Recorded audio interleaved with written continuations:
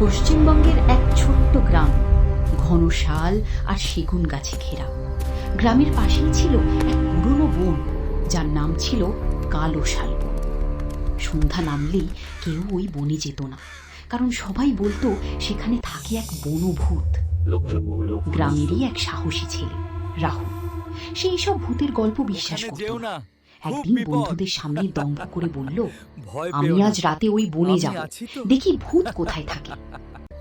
রাত 12টা, চারপাশে নিস্তব্ধতা, ঝিঝি পোকার ডাক ছাড়া আর কোনো শব্দ নেই।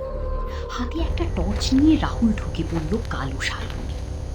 প্রথমে সবকিছু স্বাভাবিকই লাগছিল।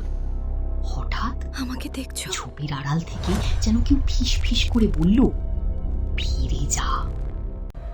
রাহুল থমকে গেল। টর্চের আলো এদিক ওদিক ফেলল, কিন্তু কাউকে দেখতে পেল না। সে নিজেকে সাহস দিয়ে আবার এগোতে লাগলো। কিছু দূর যেতেই সে দেখলো একটা বিশাল শাল গাছের নিচে সাদা কাপড় পরা এক ছায়া মূর্তি দাঁড়িয়ে আছে। মুখ দেখা যাচ্ছে না, শুধু লম্বা চুল আর অদ্ভুত স্থির দৃষ্টি। রাহুলের গলা শুকিয়ে গেল। সে জিজ্ঞেস করলো, কি কি তুমি?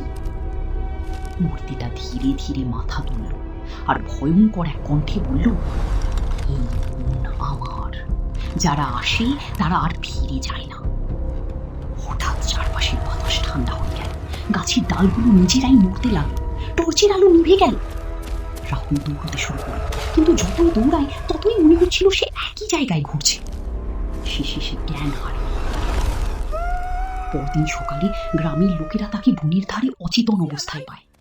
জ্ঞান ফেরার পর রাহুল আর কোনো দিন ওই বনের দিকে তাকায়নি। কিছু পথ আছে যেগুলো রাতে একা হাঁটা উচিত না।